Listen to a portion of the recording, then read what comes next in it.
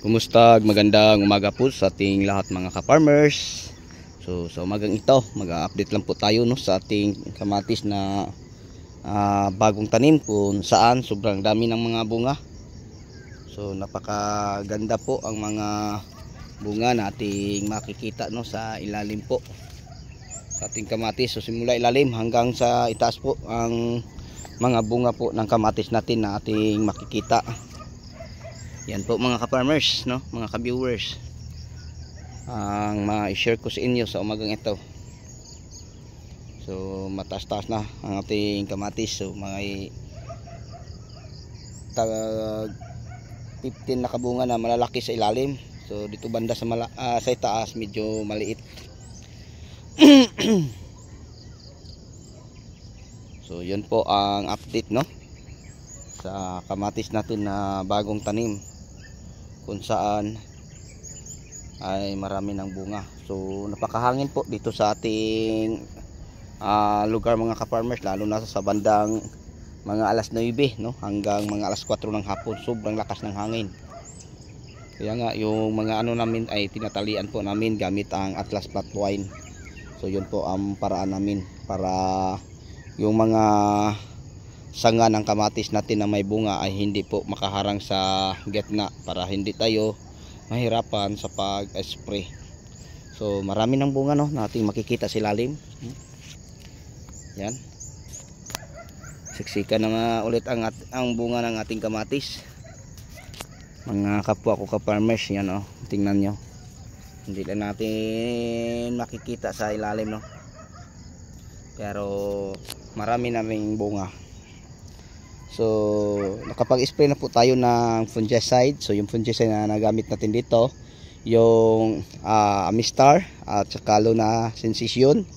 Then yung huli nating spray, kung napapansin nyo may mga puti-puti sa dahon, ito po ay ang Antracol at saka Ditin. So yung dalawang fungicide na powder ay pinaghalo at sabay-sabay din natin para maganda makintab ang mga bunga po ng ating kamatis. Yan po mga ka-farmers oh, may isang buwig na siyam sa ilalim, at ito namang isa, 7 din.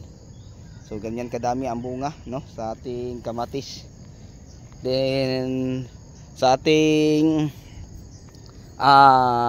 pinipitasan na ng kamatis doon sa kalikuran mga kapwa ko ka-farmers ay pang-anim na harvest no.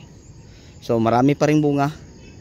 So sa 5,008 natin sa pang-anim na harvest, nakakuha pa tayo ng 1,007 kilos kapin. So ganyan pa karami ang bunga. So hanggang 8 siyam siguro na lang ang harvest.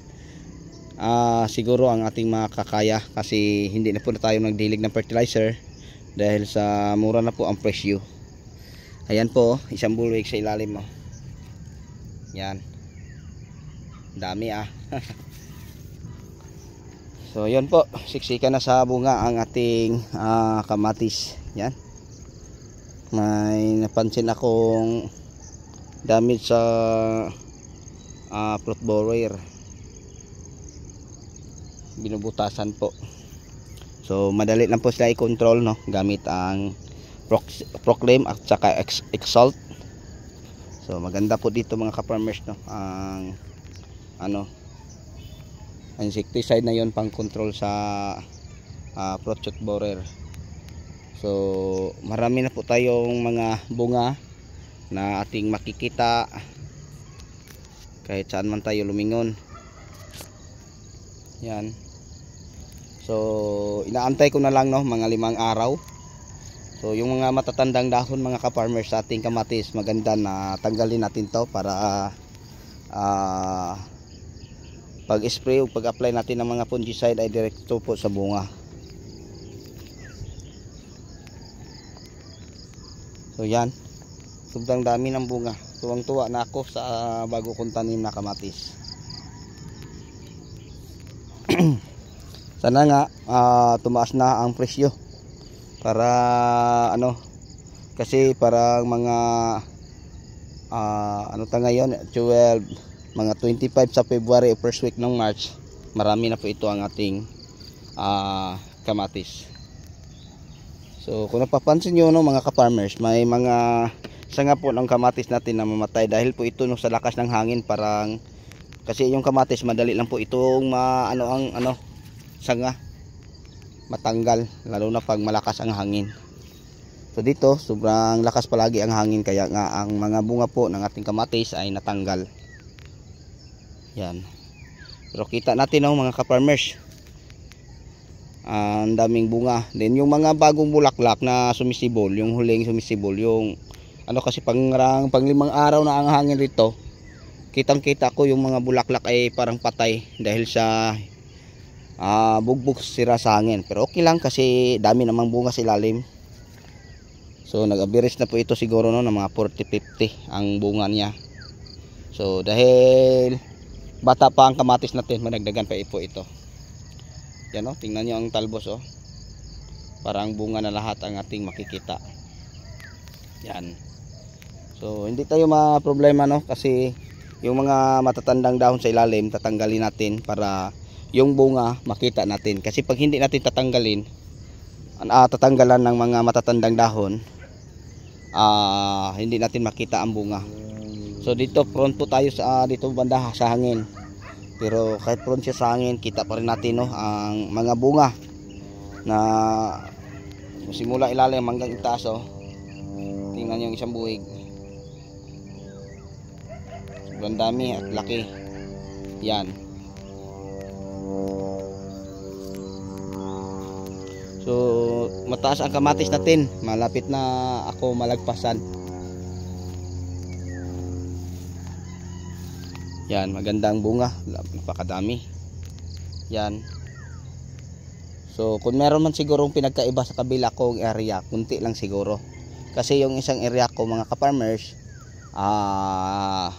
maganda ang kanyang tubo din, tapos na i-manage ang pag-control ng damo. Ito madamo din pero madali lang i-control, din naka-plastic mulching po tayo, pero hindi tayo ma-problema nito.